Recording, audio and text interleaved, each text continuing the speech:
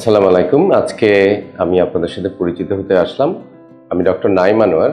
আমি একজন নিউরোলজিস্ট এবং movement disorder and Parkinson disease specialist. আজকে আমরা স্ট্রোক নিয়ে কথা বলবো। নিউরোলজির সবচেয়ে বড় ইমার্জেন্সি।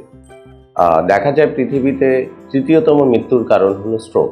তাহলে আমরা জানি স্ট্রোকটা কী জিনিস। স্ট্রোক আমাদের মস্তিষ্কে রক্ত প্রবাহ কমে যেতে পারে অথবা রক্তনালী ছিঁড়ে গিয়ে রক্তক্ষরণ হয়ে যখন মস্তিষ্ককে ড্যামেজ করে তখন তাকে আমরা স্ট্রোক বলি। তাহলে আমরা কিভাবে বুঝবো এই প্রাণঘাতী রোগটি আমার হচ্ছে কিনা বা আপনার হচ্ছে কিনা বা আমাদের বাবা মায়ের হচ্ছে কিনা?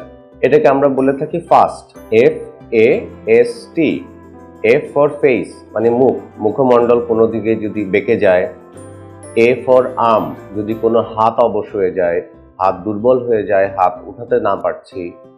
এস ফর স্পিচ মানে আমার কথা বলা যদি জড়িয়ে আসে, অস্পষ্ট মনে হয়।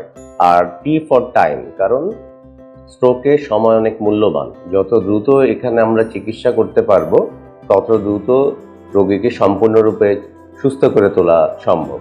সুতরাং আমরা আশা করব আমরা এই উপসর্গগুলি আমরা সবাই মনে রাখার চেষ্টা করব এবং আমাদের আশেপাশে যারা রয়েছেন তারা যদি কখনো এরকম রোগে আক্রান্ত হন বলে আমরা মনে করি, দ্রুত আমরা বিশেষজ্ঞ নিউরোলজিস্টের কাছে নিয়ে আসার চেষ্টা করব।